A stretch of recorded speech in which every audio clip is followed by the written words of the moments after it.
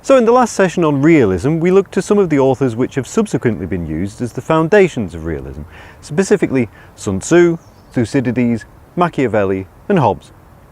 Then we went on to look at a couple of authors who can more legitimately be called realists. They were Waltz and Mearsheimer. Realists, like Waltz and Mearsheimer, took ideas about human nature developed by theorists like Sun Tzu, Thucydides, Machiavelli and Hobbes, and applied them to the international system. The finding, in milky terms, was that the glass was half empty. In this session, I want to compare realism, in which the glass is half empty, with liberalism, in which the glass is half full.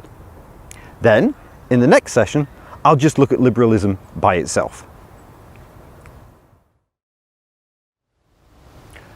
The learning outcomes for this session are to see how the state of nature differs for realists and liberals, to see whether the state of nature can be applied to the international system, to understand the importance of civilization, and finally to understand the importance of interdependence.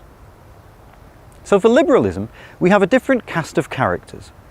The people we need to look at in this and the next session are John Locke, Immanuel Kant, Benjamin Constant, John Stuart Mill, Woodrow Wilson and Norman Angell.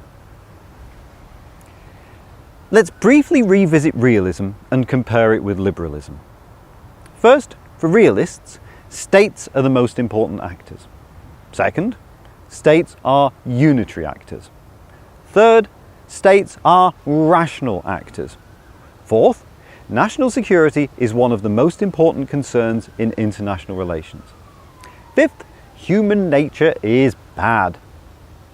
Now, let's compare these realist points with how liberalism sees things.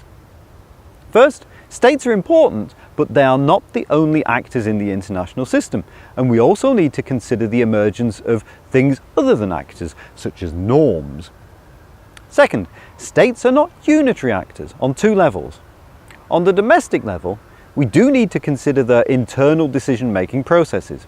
There can be multiple actors involved in these.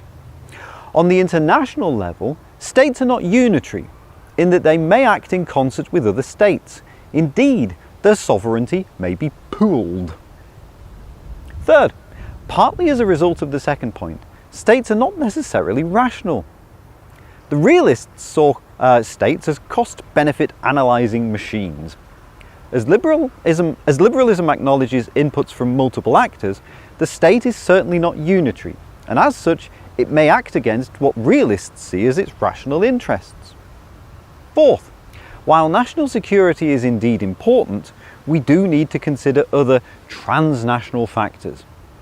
Finally, on human nature, well, we need to go back to our state of nature theorists on that one. As I pointed out in the last session, realists look to Hobbes for their account of what life was like in a world of cave people. Liberals look instead to John Locke, who sees human nature in a very different way to Thomas Hobbes. For Locke, life for our cave people was not quite as bad as Hobbes made out. I think the best way for us to find out which of them is right is for us to make them fight it out. As such, let's watch them fight in Street Fighter II: State of Nature Showdown.